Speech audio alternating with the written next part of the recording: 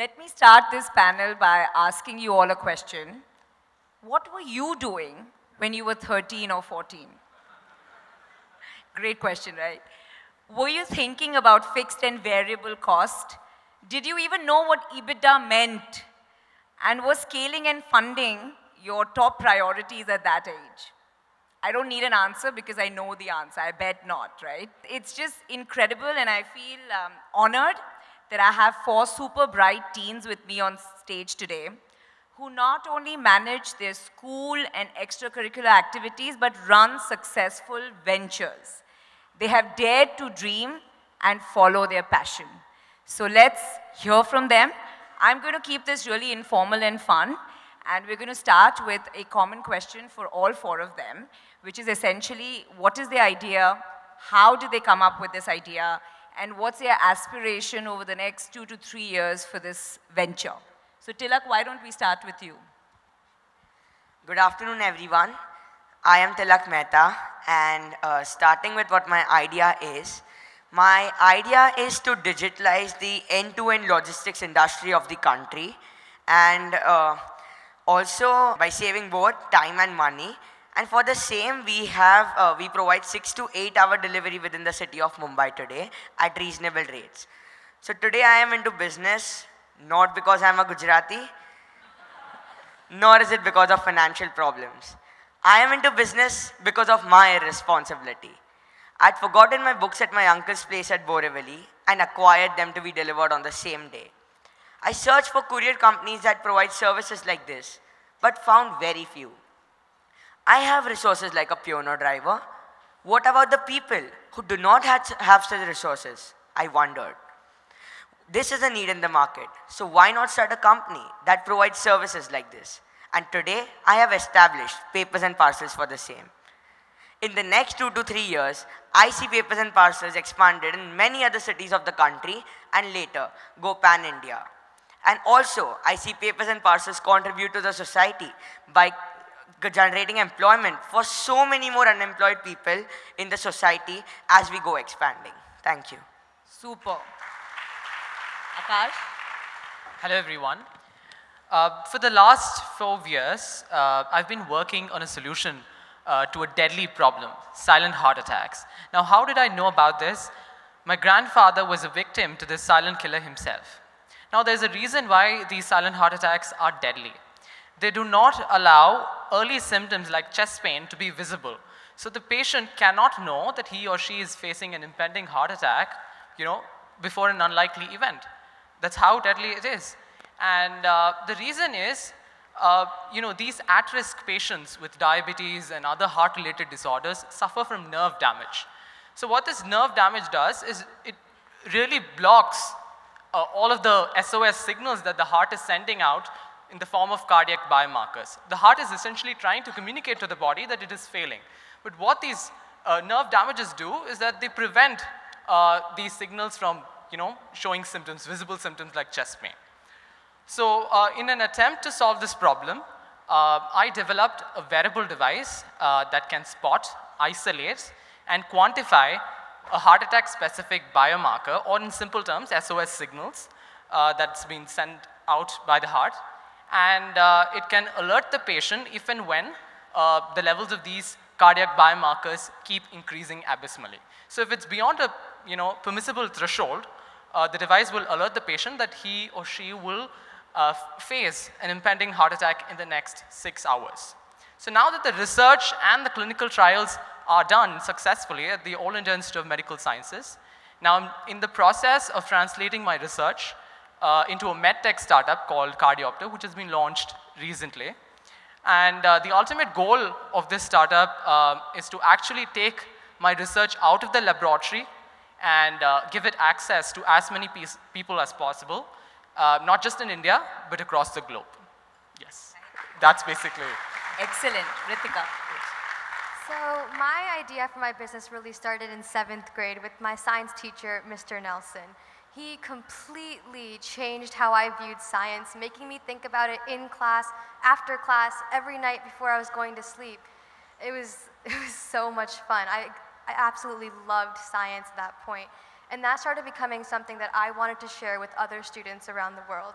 So with Miss Namita's class in 9th grade, from YEA, I learned so much about entrepreneurship that finally in 11th grade, I was able to launch my own nonprofit venture where I have created my own gamified science curriculum. So this takes different environmental and health-related topics, and I've added an overarching game to it. So when students walk into class with me, they're not here to go through textbooks or read through a paper.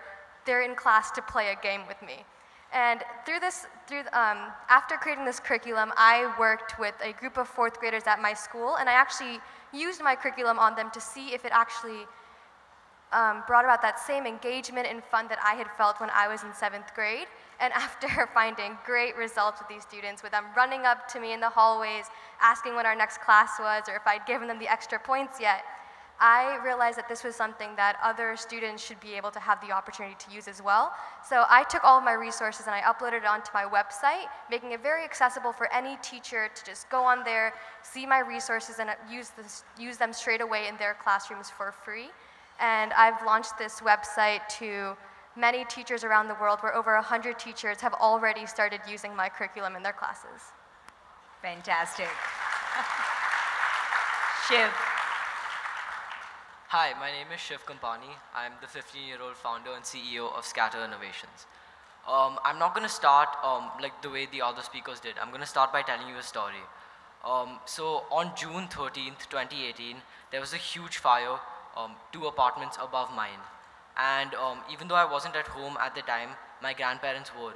And we had to constantly communicate with them. And it was a time of panic and stress. And they had to walk down 30 floors. And it's an experience that I don't want anyone to go through. If you live in Mumbai and you just open the newspaper, you're going to see a newspaper article about some massive fire that's happened in Mumbai. And fire safety is going to become a really big issue in Mumbai, and we need a solution to this problem. So I started doing some research, and I found that the biggest causes of fire were a delayed response to the fire and gas leaks. Now think about this. There are so many gas leak detectors available everywhere. Just look above you, you'll see 3 or 4 smoke detectors or gas leak detectors. But when you think about a smoke detector or a gas leak detector, you think about this white box, right? And all it does is it makes a loud sound and it shines a bright light. But in Mumbai, the city that never sleeps, if you're not at home, what use is a gas leak detector that sounds a loud alarm? It's useless because the user isn't even at home. So I decided to come up with a solution to this problem. With help from YEA, which is the class that Ms. Namita runs, with guidance and support from them, as well as my own passion for robotics and innovation, I created SenSafe. SenSafe is an IoT-connected gas detector which measures flammable gases in the surroundings. It works like a regular gas detector, except that it's connected to the user's Wi-Fi network, and it sends a mobile phone call, an email, and an SMS directly to the user's mobile phone or the fire brigade. And this increases the speed at which fires are detected and notified by 50%. And this has been a great journey for me. And for the next 2 to 3 years, I really want to bring my product to market. I want to improve on my product. I already have a patent pending for my product, which I want to get through.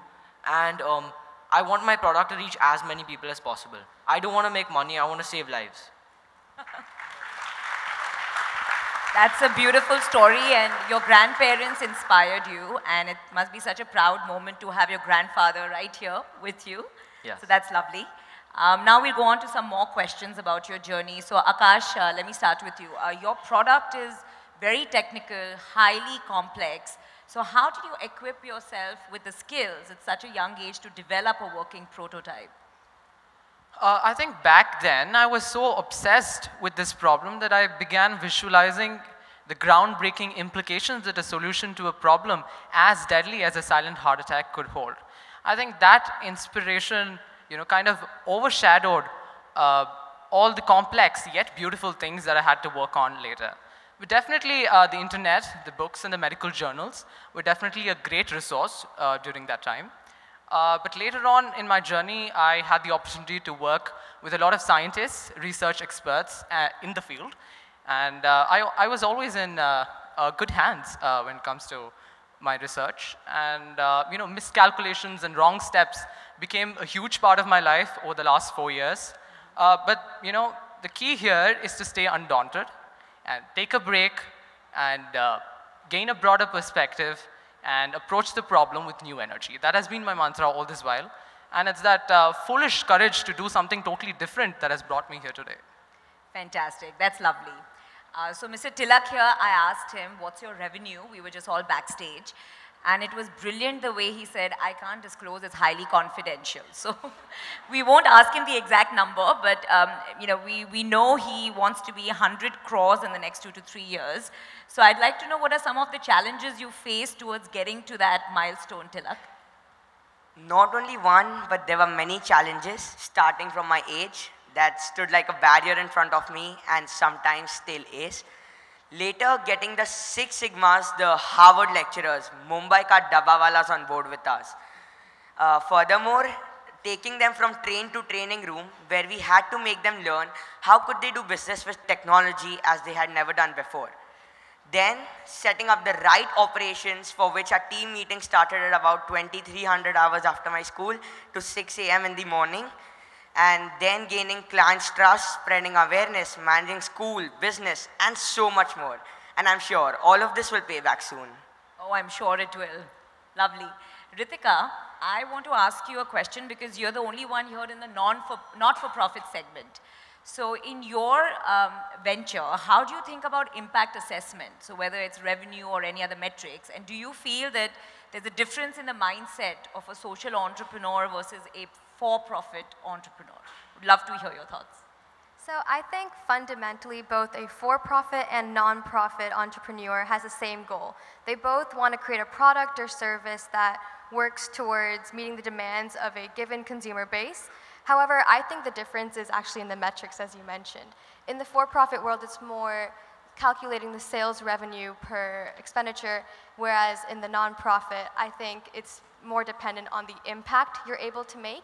So this could be impact on how many people are impacted, what geographical location are you able to impact, or what's the intensity of the impact, so how much are you able to lift a given community. Personally, for my venture, I have been trying to impact the most amount of students as possible, which is why I have targeted teachers as my target audience so that they are able to then impact and influence and hopefully bring about that same love for science as I have to all the students that they teach, no matter what grade level. And yeah. I hope that happens very soon. Shiv, I'd like to ask you the next question about, you know, again, a complex product. So before you invested your time, energy, money, how did you go about ensuring the market viability for your product? So I started with some market research, but at that point, I didn't really even know what market research was. I was searching for products as a consumer.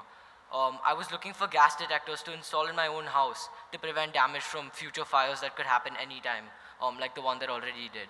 And as I kept looking, I kept finding the same product again and again being sold by different people. It was the same white box with the same light and the same buzzer. There was nothing new. All of the products were in the same price range and they had no additional features to offer. And what's more, none of them were even intelligent. In an age which is controlled by technology and IoT and machine learning and artificial intelligence, I honestly expected more from gas detectors because this is such an integral device to the safety of homes all across Mumbai. And that was when I decided to make my own product, SenSafe. But many of you might think that this was the end of my market research. But I realized that I might be the only one facing this problem. There might not be others facing the same problem as me. So I decided to do some more research. I conducted surveys and interviews to try and figure out if other people face the same problem as I did. And when I found other people who faced the same problem, I decided to invest my time into SenSafe. Wonderful. So you knew that this had a market, and that's when you went ahead with a working prototype. Lovely. So now some real quick, rapid-fire fun questions for all of you. Akash, tell me, who's your role model as an entrepreneur? I think my personal favorite would be Mrs. Kiran Shaw. Oh, nice. I think it's mostly because of the fact that she started as an accidental entrepreneur, and she's truly made a mark in the entrepreneur community today. And that's exactly why I can closely relate with her, because I'm totally from the medical field, and it's only under the new circumstances that you know, I've decided to translate it into a startup, medtech startup, and then eventually take it further. She always believes in, doing unconventional things. I think that sets her apart. Oh, that's a great answer. Kiran's a mentor to me as well, and That's I have amazing. so much respect for that woman entrepreneur. Which brings me to a fun question for you, Ritika. Being the only female on this panel, what do you think that this country needs to do more to promote women entrepreneurs, and more specifically, like in Kiran's case, in the field of STEM? So I think that's kind of broken down into two different sections. First is increasing passion for entrepreneurship for females, and the second is increasing passion for science. So in terms of entrepreneurship, I think programs like YEA are exactly what we need more of in our country. That is what encouraged me to become an entrepreneur starting in 9th grade, because I was given real life exposure to what it's like to be an entrepreneur, and I was given the resources and the support to actually make that come true, which I think is really inspirational and exactly what all girls at our age and younger need. In terms of science, studies actually show that girls start losing their interest in science around high school, and it's not because they aren't capable, it's more of the direction of science gets a little bit, it differs, where girls are shown to be better at the creative aspects of STEM subjects, whereas that's not always what is tested in school.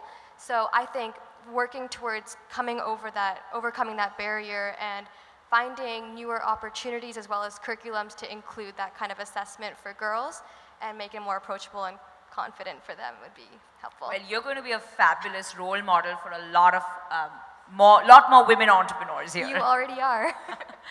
And Shiv, tell me, I've known you for 2 years now, and this is one kid who does just way too many things. So how do you manage your time? What's your mantra or your secret? So I live by the very simple motto, do what you love and love what you do. And the fact is that I have a lot of schoolwork, and I may have a lot of assignments, and I may have a lot of homework, and I'm in the 10th grade now, so I even have board exams. So there is a lot of work apart from my venture from school and a lot of homework. But I believe that schoolwork shouldn't be an excuse for me not to work on the things I love, which are robotics, programming, and making change. And honestly, schoolwork's going to keep increasing. There are always going to be more deadlines, but I have to always commit to what I love, which is my venture, SenseSafe, and making more products which can actually transform the world. And honestly, I feel like I'm never going to ever stop innovating and making change, because this is something that's actually really personal to me because of the fire that actually happened in my home. And I want to actually always continue making change, irrespective of what deadlines I have. Wonderful.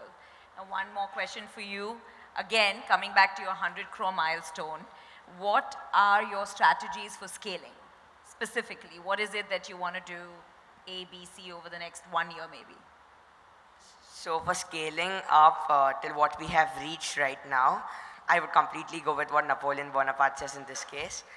The first strategy of war is an armed force that is fully mobilized and consumed with a desire to win. And I believe that was the only strategy that we used, the right team with the right people and with the same mindset of succeeding. And then I believe even the future challenges don't need any strategy to be solved. It's fantastic. I just love the conviction with which you all speak straight from the heart. And I must tell you a fun story here. When we were backstage, I told the kids that, let's try to be really concise so we can get to all the questions. But I can't believe how concise they are and how really, high impact yet short their answers are. And I wish a lot of adults who come and give us presentations could take a few tips on this important skill. So that, I didn't think I'd get time for my fourth and last question, but thanks to these brilliant kids, we actually have time for one last question, which we'll have each of them answer. And it's a really fun question. The question goes that people are asked the one thing they could go back in time and tell their younger self. But I would like to reverse the question and ask you, what is the one thing you would like to tell your future self? So why don't we go in order again? So to my future self, I would like to say, keep me focused and grounded always, and work for blessings and not solely for money.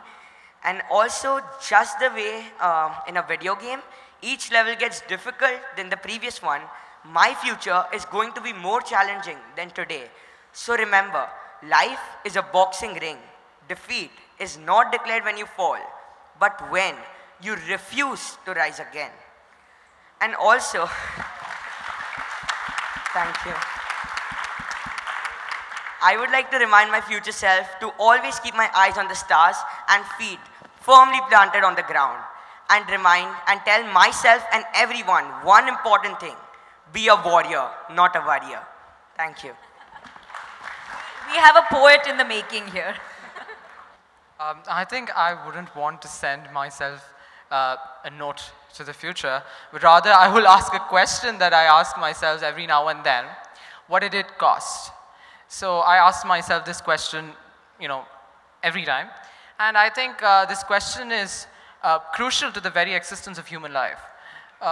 Primarily because, there's a price we pay for everything we love and everything that we do. And even being a scientist or an entrepreneur this early on in your young life comes with its consequences and the price. And you always have to ask yourselves, was it worth it? Yes, in my case, it was worth it, but I did lose some of the things like my childhood and the time I spent with my friends and my identity as a social being. I think, while all those elements were lost, I still had a great time. I think that's one question that every one of us must ask ourselves every now and then. You're still a child, by the way. You can still... Yes. Just obviously, take a look around and you'll know that you still have time on your But I'm going to college next year, so... Okay. Ritika. I would tell my future self to always dream the impossible. I feel like as we get older, we start losing sight of that utopian, perfect world we actually thought was possible when we were younger. And honestly, I still think it is possible.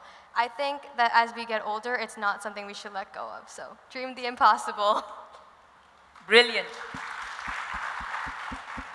I would like to tell my future self this very simple one-liner. We rise by lifting others.